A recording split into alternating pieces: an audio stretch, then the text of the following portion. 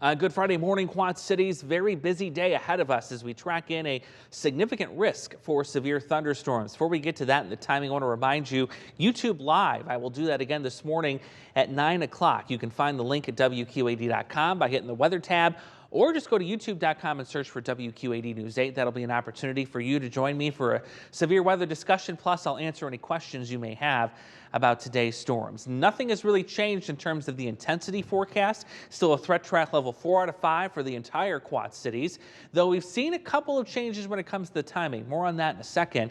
Also, no change in the tornado threat. That is on the table for all hometowns as we go into the afternoon and evening. So let's start there. Future track tornado potential. What does this look like? Well, for the early afternoon, we're mainly concentrated on areas south of Interstate 80, and then that builds northeastward as we go through the early evening, closer to that 4, 5, 6 o'clock hour. There you see 6. It really kind of covers the entire immediate Quad Cities, but more noticeably the Illinois side here. Some very robust tornadic potential as you head south of Interstate 80, say south of Princeton, Kewanee, and east of Galesburg. So that'll be worth watching too. But even a little bit of an enhanced corridor here right along the Mississippi River that we'll be keeping a very close eye on.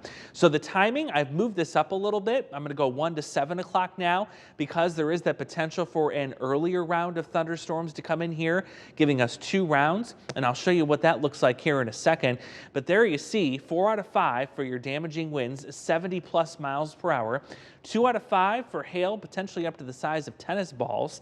And then you have the tornadic threat, which is awfully close to a 4 out of 5. That has gone up just a little bit. Now, the reason why our damaging wind threat is so high today is because the winds above the ground are just screaming. You go 18,000 feet into the air, 100 plus mile per hour winds are where those are being established right now. Now, the storms as they move in here, those can grow to be as high as 60,000 feet.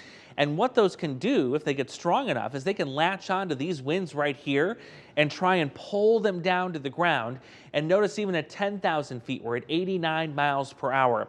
So that's some of the wind gusts that may be realized as we get into the afternoon and evening with these storms.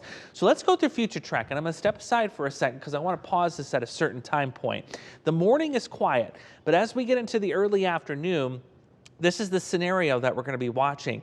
By the time we get to 1, 2 o'clock, you're seeing these cells develop near Galesburg and Kewanee. Those could quickly turn severe, giving Illinois a first run at the threat for severe weather as those race to the northeast. And we'll be keeping a close eye on that scenario. But the more concerning line is still on track for the evening, and it's right here. This is 3 o'clock. You're seeing some of those supercells develop in parts of Iowa. That's what's going to build and race to the north and east and arrive here in the Quad Cities sometime between 4 and 6 this evening. That'll bring with it the threat for damaging winds mainly, but an embedded tornado can't be ruled out. We get that on the Illinois side of the river after 5 o'clock and then quickly race that off to the east after the 7 o'clock hour. Here's your timeline today, by the way, as I kind of put the clock on the board. We know what a watch and a warning is, so I'm going to skip past that for time's sake, but here's where the updates are going to come in. So we've got 8 o'clock, a new update from the Storm Prediction Center on the severe weather potential. By 9 o'clock, that's when you'll join me for the Facebook and YouTube Live. At 11:30, we get another update from the Storm Prediction Center regarding the threat for storms.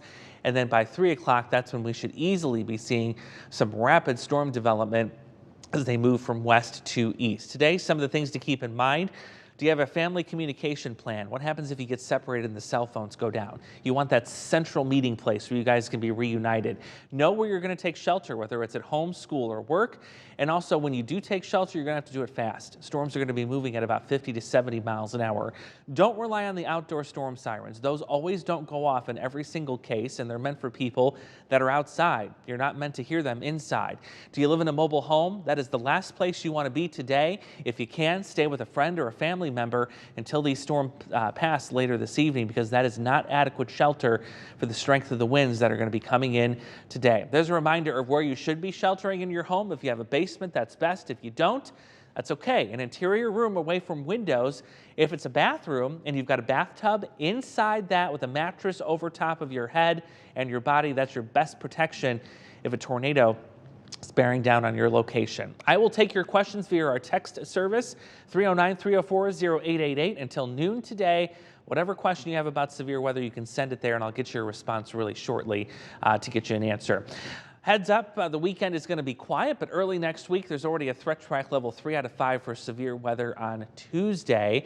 Let's get through today first before we focus on that next round of storms, but it's certainly going to be a busy day. So stay with us. We've got Morgan Strackbine. Josh Lamberty will be in the Beast along with one of our photojournalists, plus James Zahara and myself will be right here at the station to break in on air and online at WQAD.com. We will keep you ahead of the storms and track each and every one as it moves in later today.